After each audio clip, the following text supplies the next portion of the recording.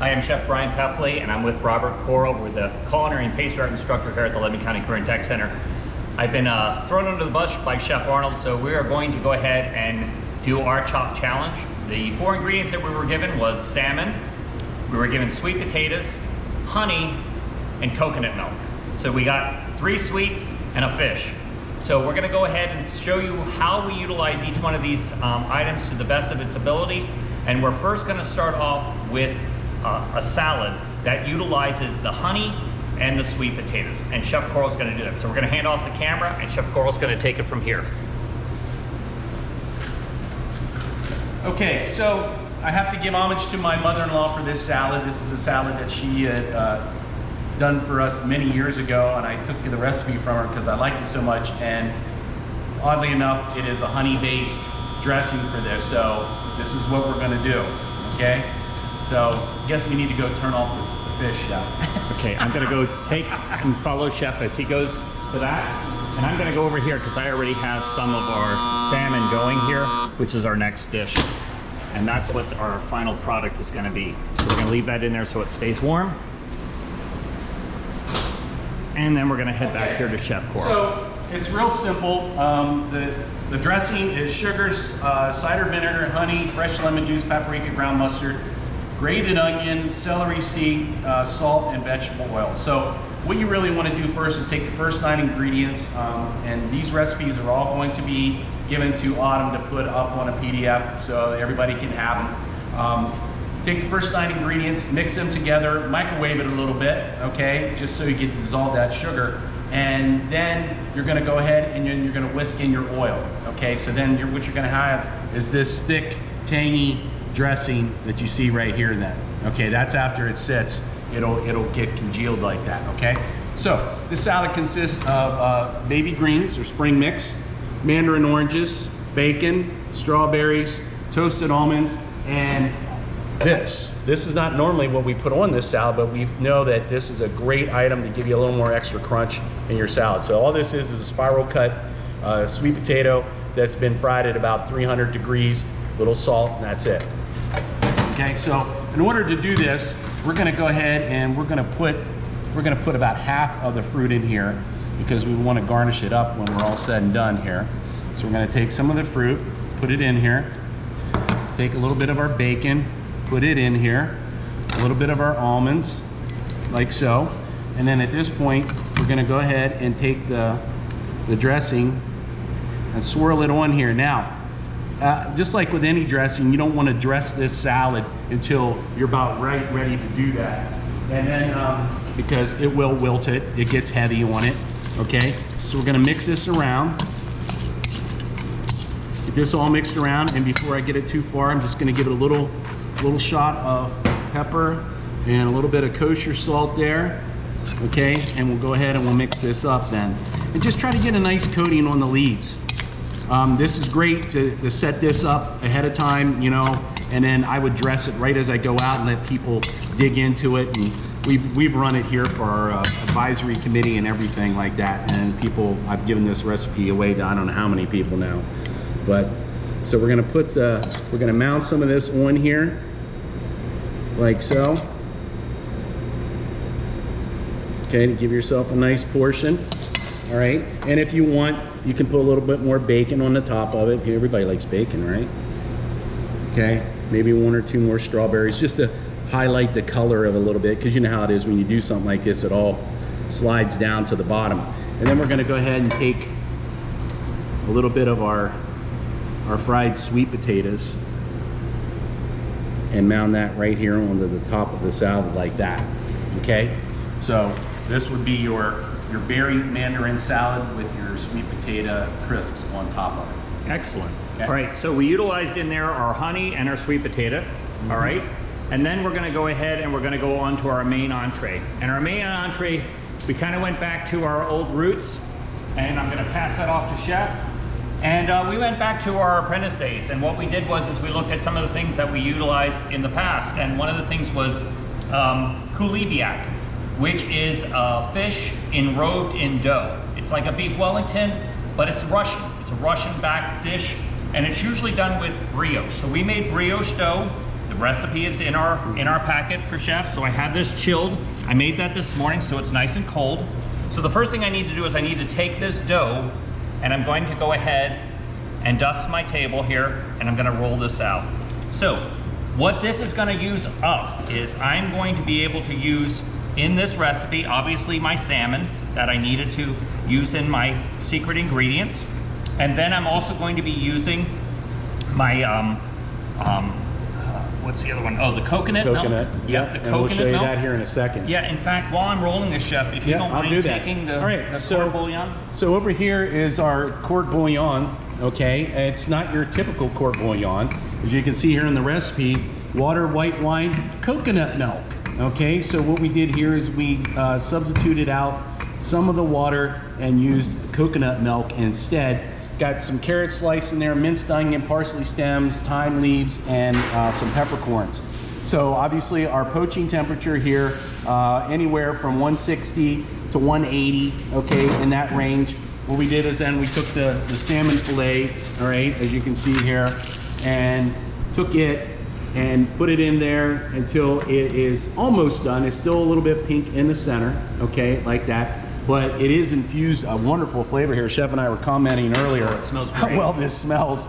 I wasn't quite sure how that would go with the coconut milk, but we thought we'd give it a shot. But that little bit of sweetness of that coconut now is infused into So we that have our salmon here, and always classically with kulibiak is egg. So we have some sliced egg. We're gonna put these down first, and we're actually building this upside down. So this is actually the top. So the egg is gonna be on the top. So we're gonna line these up. So this is just a hard-boiled egg. Let's really get my gloves to not stick. And then we're gonna go ahead and lay these out. These will be laid out across the top. Then the next thing I have here is we took some wild rice and mushrooms. We made it like a duxelle, a force, to go on the bottom here, which will actually be my top.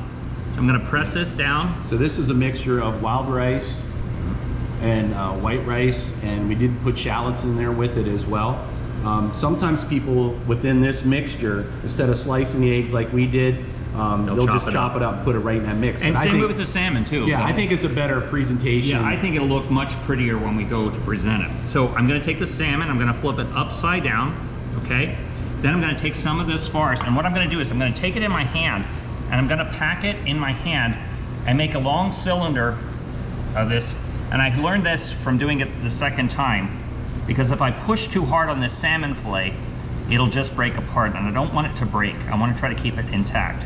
So from this point, I have some excess dough, so I'm gonna cut off my corners. So if you've ever done Wellington, you always wanna make sure that you don't have too much dough in there, because it becomes kind of gummy, and it's very hard to bake that all out.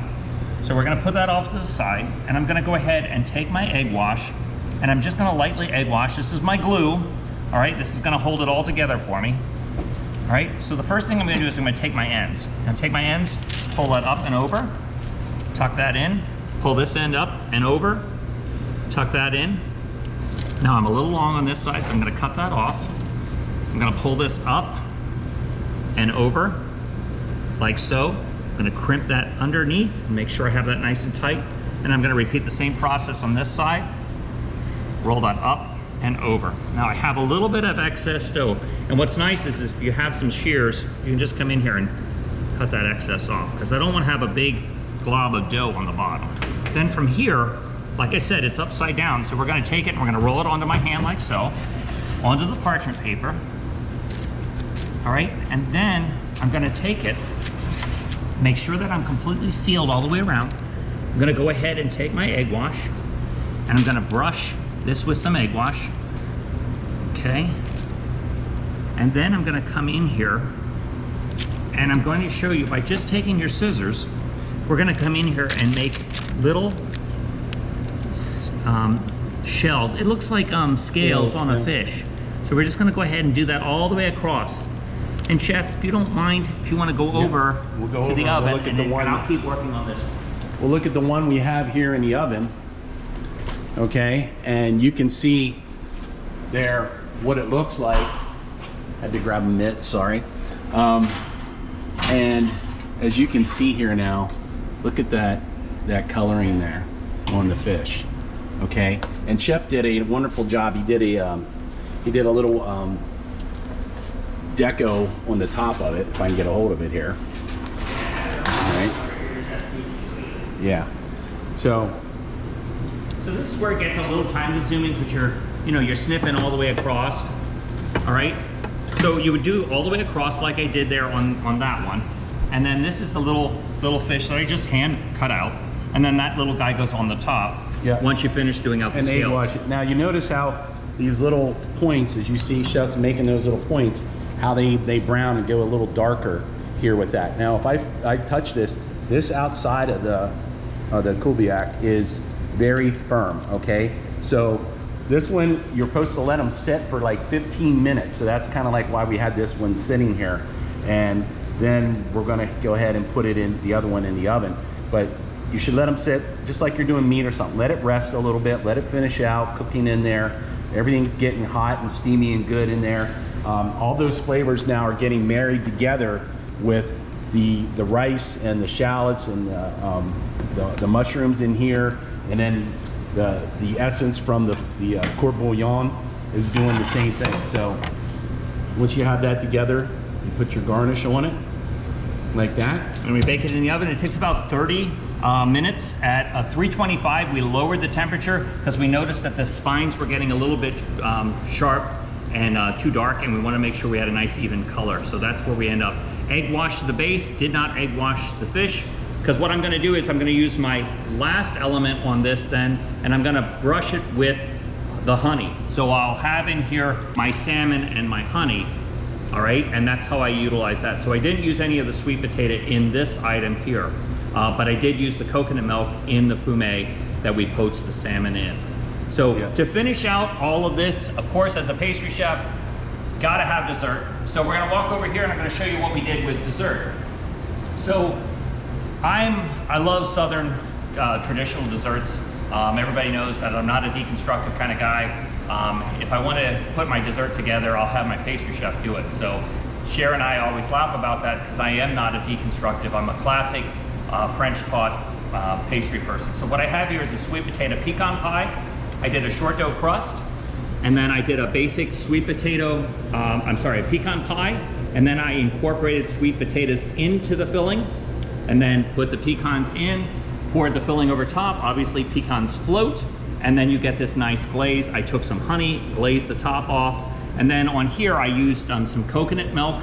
So I have everything but the salmon in my dessert. I have the sweet potato. I'm thanking Chef for doing that. Yeah, we don't want any salmon in our pecan pie. So I have the sweet potato in here, and then we took the spiral fries, but these are actually with cinnamon sugar on, and then I have the coconut milk infused in the whipped cream. So you have the 3 of the 4 ingredients in the sweet potato pie. Also, to let you know, I did it in flan form. This is a deeper dish flan, and that's what I had plated here. And then you can also do a lower flan here. Either or works. I like the deeper because I do like that gooey caramel.